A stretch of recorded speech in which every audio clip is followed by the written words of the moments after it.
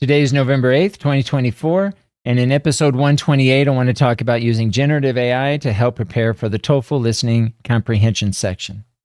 Hello and welcome to ELT Cast, an educational podcast making English language teaching and learning more transparent. My name is Benjamin Stewart at benjaminlstewart.com. Before we get into today's topic, if you have any thoughts, insights, or would like to share any of your experiences, feel free to leave a comment in the show notes. If you find any value in today's episode, feel free to like, share, and subscribe.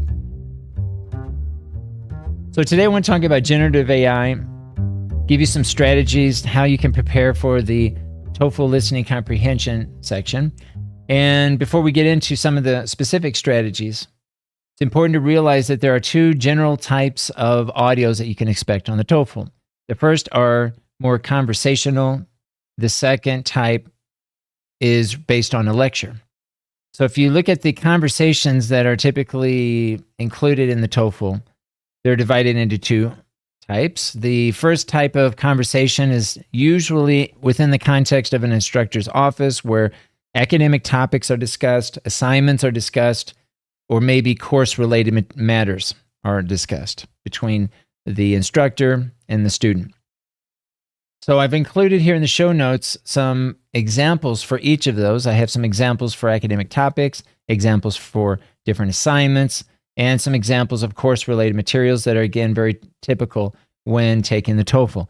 So you might want to take a look at some of these whenever you're drafting your prompt in generative AI to maybe cover some of these topics that you are less familiar with.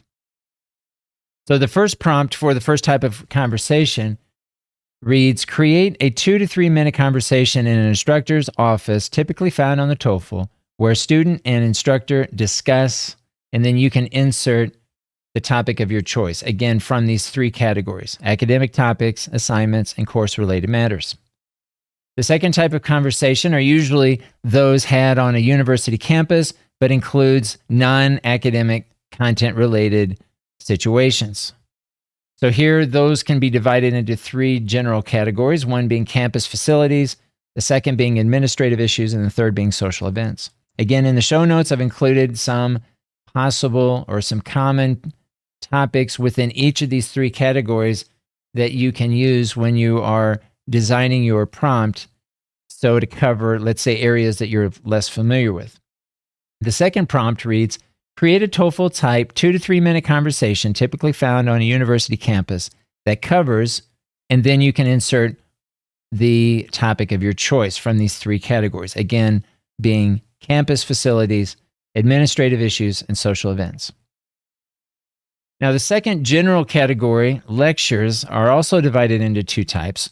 One type of lecture that you can find on the TOEFL mainly is based on an instructor giving a course, and there's little interaction on the part of the students. The second type, you can expect students asking questions as the instructor is providing a lecture. So here in the show notes, I've included some common TOEFL topics. So again, these are some topics that you can use when you are designing your prompt. I would choose general topics that you are less familiar with so you can start building your vocabulary around each of those different academic subjects, and that will help a lot in your listening comprehension. We have two prompts. The first for the instructor-led lectures reads, create a TOEFL type 3 to 5 minute classroom lecture led by an instructor on, and then you insert the topic of your choice. The second prompt reads, create a TOEFL type 3 to 5 minute classroom lecture where students ask questions during the lecture on, and then insert the topic of your choice. Now, here below in the show notes, I have included some types of listening comprehension questions. So the idea here is to use these prompts as a guide to create a text in generative AI, in any kind of large language model of your choice, to first generate the text, and then we'll talk here in a few minutes about how to move that or convert it to an audio. But once you've created the text itself, whether it's a conversation or a lecture, then you can generate questions. And there are a lot of different ways you can do this, but I've included 9 types of questions that are typically found on the TOEFL. Just content questions, just purpose questions, detailed questions, function questions, attitude questions, organization questions, connecting content questions, inference questions, and categorizing questions.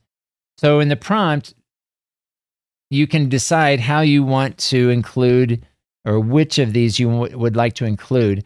The example that I provided here in the show notes reads, create, and then you insert the number of questions that you would like based on indicate the types of questions that you would like to include. So you could say, for example, create 6 questions on the following types of questions: just content questions, just purpose questions, and detailed questions, as an example.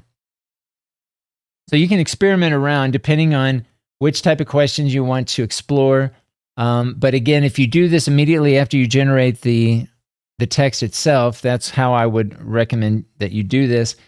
And as you're generating this text, I would save it in a Word document or some kind of text document so that you have it for safekeeping.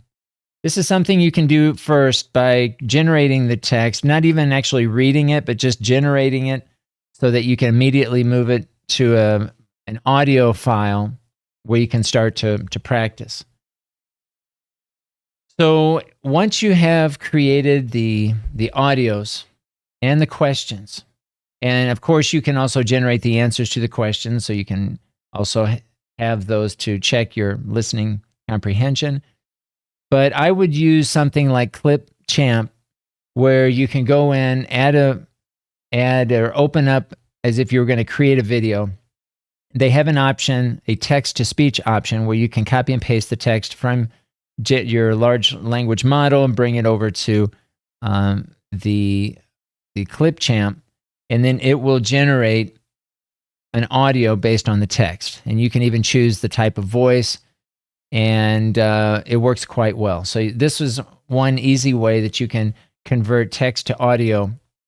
And I would get in the habit of saving, again, all of the text that you're generating, all of the audios, find a way to file that away in your OneDrive or wherever you are saving your files, so that you have that, and maybe it's even something that you go back and listen to several times, depending on your level, depending on how much you understand the first time. So basically, this is what I wanted to share with you here today.